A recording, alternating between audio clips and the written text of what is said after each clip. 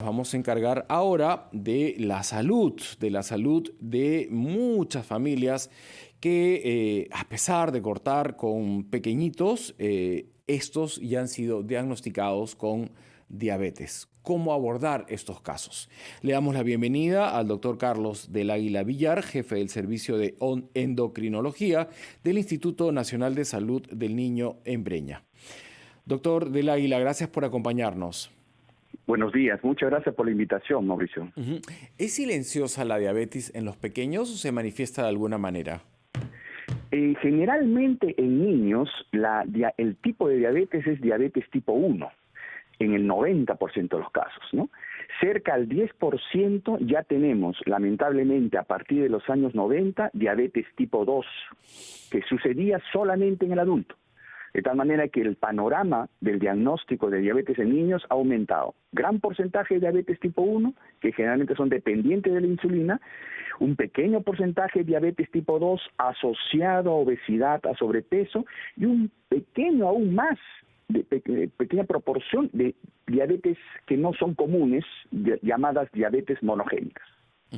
¿Se transmite genéticamente esta enfermedad? Si el padre es diabético, ¿es posible que su hijo herede la enfermedad o se transmite a través de la madre? Es una herencia diferente en el caso del tipo 2 del tipo 1.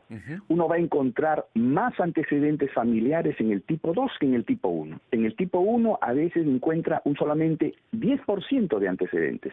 Hay más antecedentes en los otros tipos de diabetes.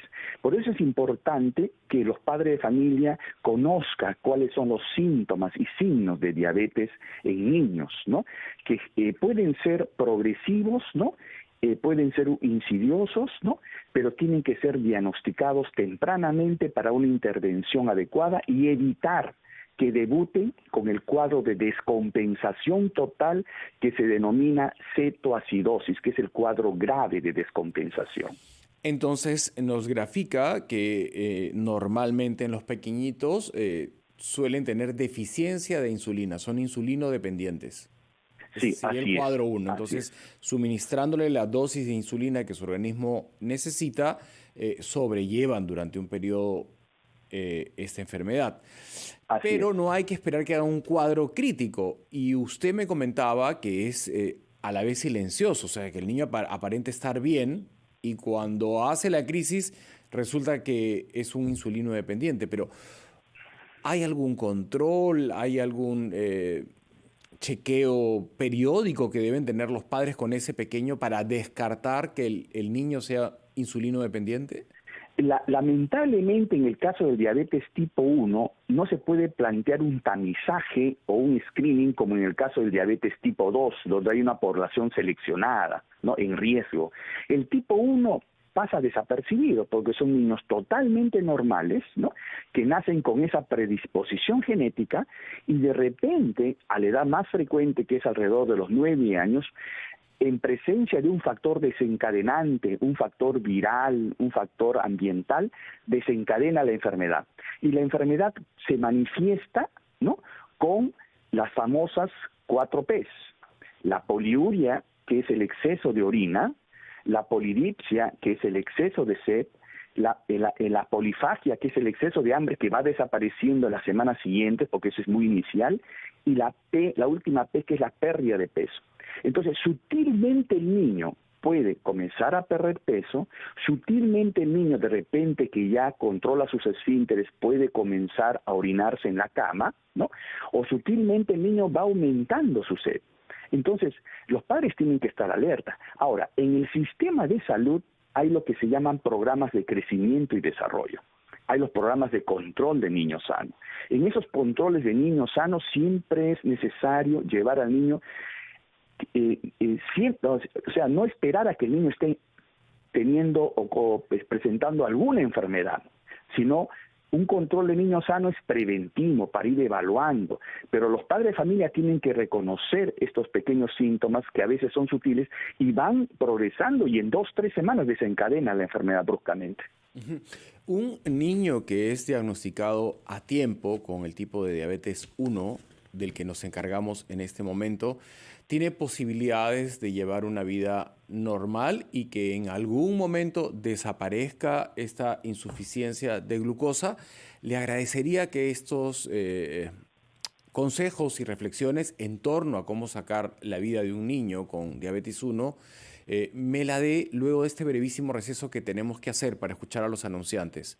Gracias por su paciencia, doctor del Águila. Y a las personas que recién se conectan a este formato Siempre en Casa, les contamos que ha descrito con lujo de detalles la diabetes que él la llama 1, que es frecuente en los niños y que tienen dependencia de insulina, ¿no? Les baja el nivel de glucosa y hay que suministrársela. Aconseja a las familias que nos están escuchando hacer controles periódicos para que cuando esta aparezca, si es que aparece en algún momento en la vida del niño, no aparezca de una manera catastrófica y crítica. Y nos ha graficado con 4 P's, doctor, que yo le agradecería que las recordemos a los que nos están escuchando. 4 P's porque era pérdida de peso, ¿no? Si hay una pérdida de peso, se encienden las alertas en los padres de familia o en los cuidadores del pequeño. Pérdida de apetito o al inicio creo que más bien era aumento de apetito. Así es. Ayúdeme, doctor, porque tan buena memoria no tengo. ¿Cómo no? ¿Cómo no? Al inicio está escrito la polifagia, que es el exceso de hambre. Pero conforme pasan los días, hay hiporexia, falta de apetito, disminución del apetito. La polidipsia, las ganas, el volumen urinario aumentado, ¿no? Y la poliuria, pero la poliuria es el volumen de orina aumentado y la polidipsia el exceso de sed. Esas son las 4 P's, ¿no? Entonces, eso es muy importante tener en cuenta en los padres de familia, ¿no? Que existe diabetes tipo 1, que cuando se diagnostica diabetes tipo 1 y contestando a la pregunta que me hiciste anteriormente, los niños requieren un acompañamiento en la diabetes. La diabetes se controla tipo 1, no se cura. No hay hasta el momento una cura para la diabetes tipo 1. Van a tener que convivir con esta diabetes siempre. Va a aprender a vivir con esa nueva normalidad con la diabetes, para tener términos más actuales, ¿no? Entonces, es cierto que la ciencia está avanzando tremendamente. Ahora están por ahí insulinas que están en experimentación semanales, insulinas inhalatorias, trasplantes de células beta, trasplantes pancreáticos, etcétera. Una serie de estrategias. Esto va a llevar... ¿Se están experimentando en nuestro país, doctor? No. Lamentablemente no hay ese tipo de experiencias en nuestro país. ¿En qué países se están experimentando otro tipo de tratamientos para niños con diabetes 1, que son insulino dependientes? Claro, por ejemplo, hay estudios norteamericanos, ¿no? Hay estudios finlandeses, ¿no? Que están en plena experiencia sobre estas nuevas estrategias, ¿no? La idea es que el diabético tenga acceso a la atención en general, ¿no?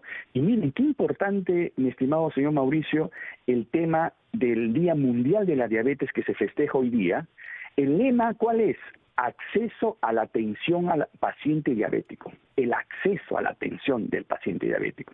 Es decir, existe una ley en el Perú, que es la 414-2020, que es la protección a las personas con diabetes, pero falta implementarla. Es necesario asegurar una atención integral al niño diabético. Nosotros tenemos en el Instituto de Salud del Niño el único programa de atención integral al niño diabético, atendido por médicos, pediatras, endocrinólogos, psicólogos, enfermeras, nutricionistas, ¿no? Servicio social, de manera integral. Pero es un compromiso que no solamente es por parte del sistema de salud, sino un compromiso por parte de los padres, que tienen que aceptar que los niños tienen esa nueva condición, y muchas veces esa nueva condición en la familia ayuda a modificar hábitos de alimentación, estilos de vida saludable, que hacen pues que la familia enrumbe por un camino adecuado y saludable. El niño, refiriéndonos a la diabetes 1, el insulino dependiente, tiene la posibilidad de suministrarse él solo, una vez que está ya recibiendo la capacitación de vida, la glucosa que le hace falta a su organismo, o siempre va a depender de un adulto para suministrarse la glucosa? No, la idea es la independización, o sea, independización. Que él aprenda a hacerlo. Sí, que él aprenda a hacerlo y lo hace progresivamente. ¿A partir de qué edad pueden hacerlo solos? Eso es bien variable, pero el niño generalmente ya a los 7, 8 años se puede aplicar solo, ¿no? Y a veces antes, ¿no? Intentan. Por eso que tienen que estar siempre bajo supervisión. Los diabéticos requieren supervisión, apoyo continuo, ¿no? Pero sin necesariamente estar encima de ellos, ¿no? Porque ellos, como cualquier otra condición, pueden hacer su vida normal. Hay diabéticos atletas, hay diabéticos en diferentes espacios, ¿no? En donde a veces uno parecería que es increíble que sean diabéticos, y lo son, ¿no? Porque están bien controlados y llevan una vida normal, ¿no? Entonces, ahí el truco está en aprender con esta nueva normalidad de la condición de diabetes que tienen estos pequeños, ¿no? Ujú. Ahora vamos a los adultos. Es el Día Mundial de la concientización de la diabetes en el mundo y hay personas que en edad adulta enfrentan el diagnóstico que empiezan con una diabetes. Esto es mucho más manejable que en el caso de los niños. ¿Cuánto ha avanzado la ciencia para diabetes en adultos? Bien, no es mi especialidad lo de adultos, como tú bien sabes, ¿no? Pero yo te puedo dar un amplio panorama al respecto, de manera general. Mire, el diabético tipo 2, que es más frecuente en el adulto, el 90% de los diabéticos en adultos son tipo 2. Así O sea, es. esa es la Tienen mayor un frecuencia. excedente de glucosa en el organismo, ¿no? Así es. No insuficiencia, sino exceso de glucosa. Sí, así es. Ese exceso de glucosa generalmente se debe a un exceso de peso. El exceso de peso es el factor de mayor importancia en predisponer a la diabetes tipo 2 en el adulto. Y eso está asociado, por supuesto, a antecedentes familiares, pero también a factores ambientales. Y dentro del factor ambiental, el factor nutricional. Es muy importante que nuestra población se alimente sanamente para que aquellos que tienen esa predisposición a despertar la diabetes tipo 2 no la despierten, y para que sea controlable. Ahora, en la diabetes tipo 2 en adultos hay una gran farmacología. O sea, muchos fármacos hay en investigación y hay nuevos fármacos, ¿no? Que bien el endocrinólogo de adulto lo sabe usar muy bien, ¿no? Pero así como en el niño también deben aprender a vivir con esa nueva condición, el diabético tipo 2 también tiene que aprender a vivir con esa nueva condición. Muchas veces, pues, es difícil a una persona de 50, 60 años que cambie sus costumbres alimentarias. Resulta un poco difícil, cosa que en el niño quizás sea más adaptable, porque son niños pequeños, ¿no? Fíjate que cuando diagnosticamos niños pequeñitos, ¿no? Estos niños se adaptan tremendamente. ¿Y cuándo comienza la crisis? En la pubertad, que es una etapa, pues, de crisis en general del desarrollo del niño, ¿no? Entonces, si hablamos de diferencias, ¿no? Hay ciertas diferencias que hay que tomarlas en cuenta y, por supuesto, pensando que son dos tipos de diabetes diferentes. En niños hay diabetes tipo 2 y está descrito inclusive que probablemente los niños con diabetes tipo 2 tengan peor progresión o mayor complicaciones en la evolución que en el adulto. Y eso es un riesgo, por eso es importante controlar el peso de los niños, ¿no? Pero es menos frecuente la tipo 2 en niños, ¿verdad, doctor? Es menos frecuente, no alcanza, en nuestras estadísticas no alcanza el 10%, a la justa 9%, ¿no? De todos nuestros niños diabéticos. Y aprovechando la data que usted maneja ahora, que nos menciona que hay una mayor incidencia de diabetes 1, ¿no? Menor diabetes 2 en niños. ¿Hay una mayor incidencia en niños varones que en niñas mujeres o viceversa? No, en la población infantil no hay una diferencia marcada en realidad. Van parejos. Van parejos. Género. La edad habitual del tipo 1 es 9 años, habitual, por ahí, ¿no? Pero hay diabéticos menores de 5 años, ¿no? Y la edad habitual del tipo 2 es la etapa puberal, 12 años, 13 años, alrededor de ese rango, ¿no? Generalmente asociados a signos de exceso de peso, ¿no? Por ejemplo, los niñitos que van subiendo de peso, a veces les aparece una manchita negrita en el cuello, en la axila, que se llama acanthosis nigricans, y ese es un signo, ¿no?, que de riesgo a diabetes tipo 2, ¿no?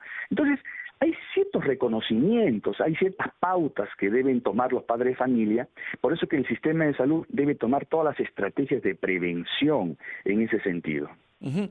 Doctor, muchísimas gracias por acompañarnos, por también invitarnos a reflexionar en torno a la diabetes, poner en estado de alerta a los cuidadores, tutores, padres, abuelas, tíos, para tener una infancia saludable en nuestro país y en el caso se presenten estos síntomas que usted ha mencionado, acudir al hospital más cercano que es absolutamente controlable.